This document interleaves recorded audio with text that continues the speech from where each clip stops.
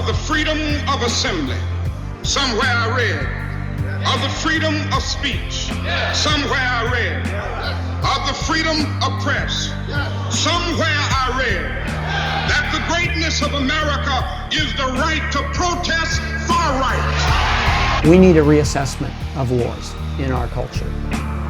So even though we face the difficulties of today and tomorrow, I still have a dream. If you can't have a place where kids feel safe, no education can go on. Kids can't grow. It is a dream deeply rooted in the American dream. I have a dream.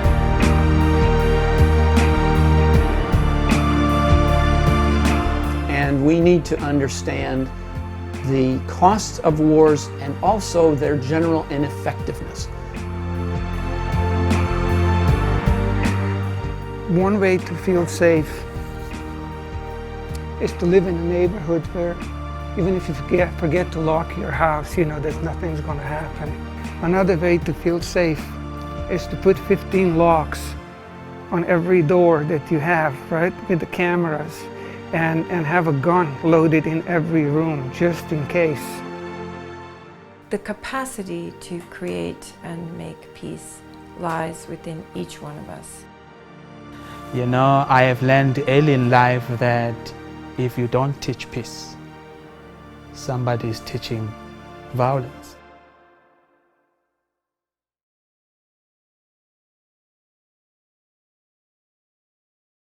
In South Africa, we were highly criticized when we were up in arms with the apartheid regimes. People said to us, there is no way you can negotiate with your enemy. We said, yes, we can. We can negotiate. Once we know their language, once we know their culture, once we bring them closer to us, then we can open up to them and express our interests and our needs.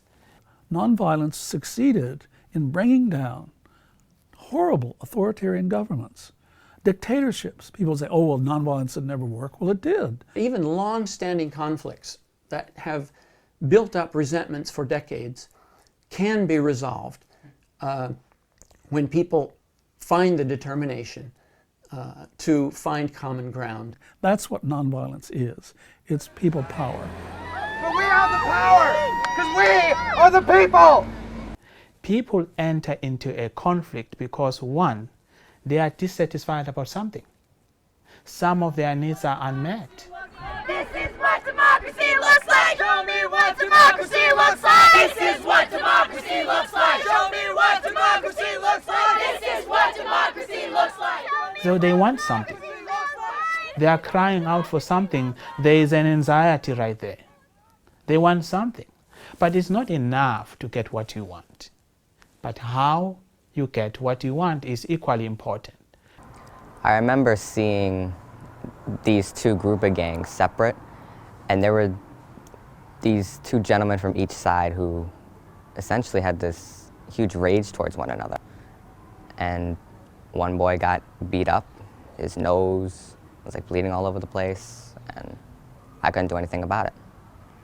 It was hard to see him obviously get hurt, but it was his choice and the other boy's choice to use violence as their way of being dominant and being right. One of our early contacts was a former gang member, former prisoner in his 30s, who said that, you know, until I was exposed to these concepts, the only option was violence. I never thought about nonviolent options when there was a confrontation. The founding of the Center for Nonviolent Solutions was really based on a desire to teach about nonviolence in peacemaking as a way of life and to help people learn how to reject the use of violence in resolving conflict. Co-founders Bill Densmore and Michael True were really motivated by a need to shift from a culture of violence to a culture of peace. And a central resource for us was the UN Decade for the Culture of Peace and Nonviolence for the Children of the World. That was passed by all 198 nations in 1999. It's been much more emphasized in certain countries other than the United States, like Japan and India and Kenya, where millions of people have signed the declaration stating the 8 requirements for a culture of peace, such as sustainable development, equality between men and women, nonviolence education, and so on. I think these 8 essentials that the UN offers they're very concrete. They're a beginning. They can say to Worcester, how are you doing in each of these? You know, and this is how you can begin to build a culture of peace. In the past 2 years, the Center for Nonviolent Solutions has found it extremely effective to work with youth of a variety of ages in the Worcester Public Schools. And the work that's specifically happening in the schools is focused on schools in the South Quadrant of Worcester. We have a particularly close link with the University Park Campus School. The program has been wonderfully successful. It's a very diverse school. My name is Ricky Hall. I'm the current principal of University Park, the 3rd principal here at University Park. University Park Campus School is a school that was created with a promise to make sure that all students are college ready. And when we approached Ricky Hall about the possibility of doing a 10-week class for some of his students, he very quickly made adjustments in their calendar. I've had the opportunity to meet with some folks from CNVS, and it really looks like they're looking at this in a total package. CNVS is looking to help establish peer mediation programs, to implement healthy relationship education programs, to work with the teachers to integrate more social and emotional learning, and also to incorporate conflict resolution and mediation skills in the health classes. So last year when I took a class with Dr. Ropp and Libby, we learned about different conflicts in the past that had peaceful solutions and different ways that you could solve a simple conflict like a fight with a friend or something. People tend to jump to conclusions about other people's culture when they only listen to what the media has to say about them. If they took the time to actually learn about the culture, we wouldn't have so much violence in the world. If we don't know each other's culture, there's going to be problems.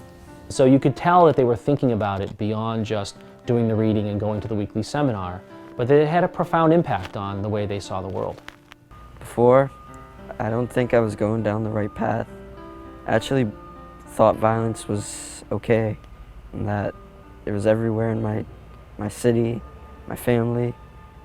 A lot of people were using it around me. Since starting the class for Nonviolent Solutions, I've actually seen a dramatic change in the way I view the world. When you use nonviolence and speak with using your words, you gain respect on a much greater scale. And the class taught me how to obtain that respect, not by using violence, but by using my mind. At the end of the day, what they remember about biology and algebra and all that stuff is important, and their ability to go to college is important. But for me, when they walk across the stage and receive a diploma from our school, I want them to be well-adjusted citizens who can play a role in helping to better their community, their neighborhood, their city, their state, their nation, their world. And I think there's a very specific opportunity to reduce physical violence in Worcester simply by exposing young people to some of these concepts.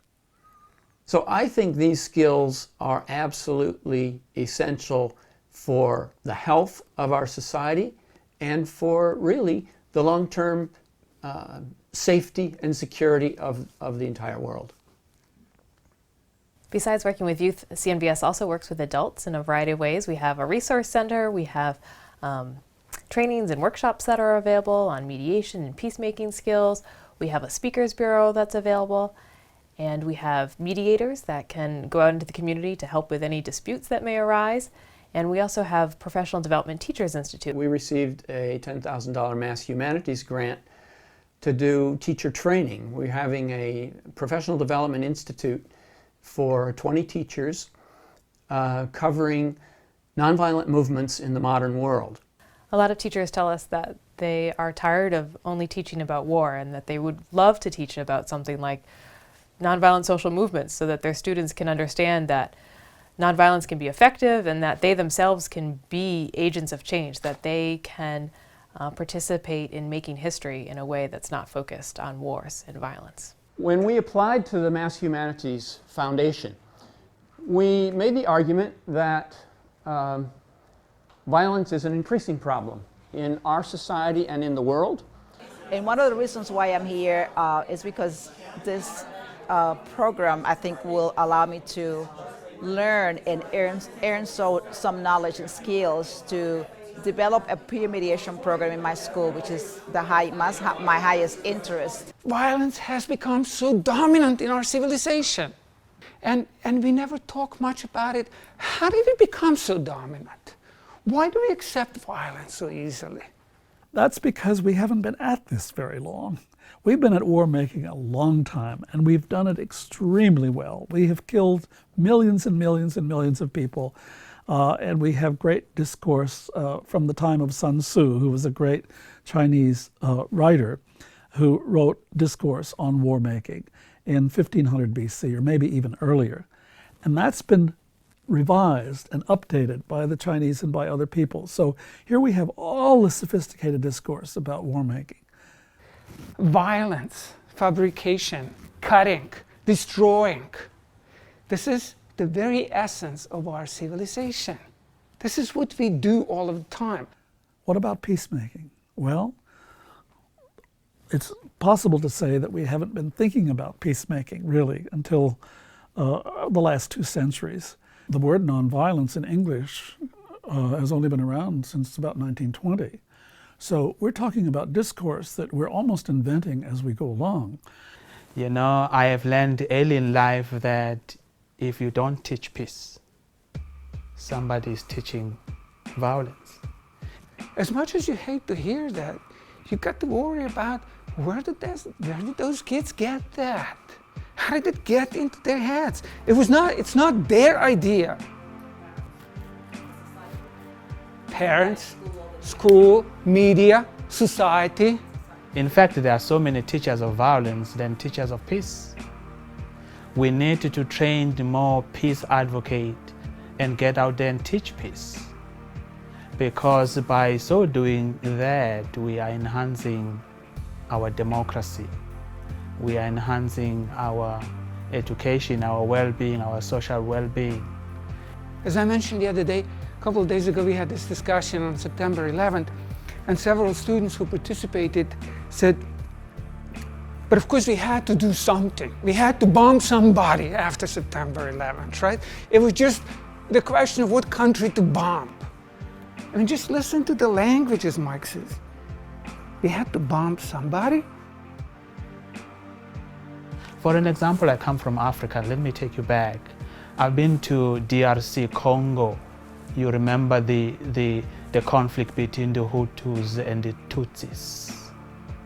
When I went there, I've learned early in life that people who grew up in violence situation through guns and wars, they only know one way to do things, through violence and gun and wars. Whether it's like a war on a bigger scale or a smaller fight between two friends, nonviolence can help solve those conflicts, whether it's really big or small. Tip O'Neill once made the famous statement that all politics is local.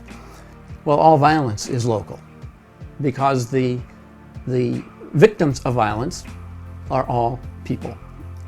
And the reason that I'm so happy that we are here today and that you're here today is that I hope that the children we teach and our own children don't have to learn about a peace in the same way in which the children in the former Yugoslavia had to learn. I hope that we can teach our children, the children that are in our hands, that are in our classrooms, about war and peace before they have to experience all the horror of war, all the destruction, mental and physical and spiritual and moral that happen in that country. That's why I'm so proud and so happy to be here. It gives me reason to be hopeful that we are ready to explore the methods of nonviolence, the effectiveness of nonviolence, and to apply it in our everyday lives, in our homes, in our schools and our neighborhoods, but also across nations. Let's remember what Gandhi said. Gandhi said that you can have a dream when you go to bed, but for that dream to be fulfilled, you need to get up, wake up, and go fulfill that dream. So our action is to make sure that we paint the dream so that the world can see that violence is not the way, but peace is the way.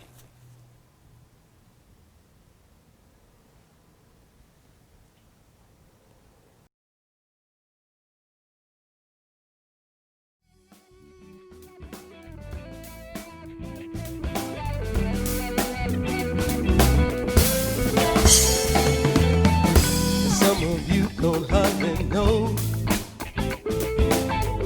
You close your eyes and you forget what history's already shown. Never mind the regret. We look for answers and we learn. Come on, y'all. Trust your heart, set them free. There's more here to be learned. It's time we stand up now, sing, say it. Freedom is coming. Freedom is coming. Freedom is coming. It's coming soon, soon. Even though things don't seem right, what's for sure is change. We got to change. We might as well focus our sight and hold tight. Don't give up.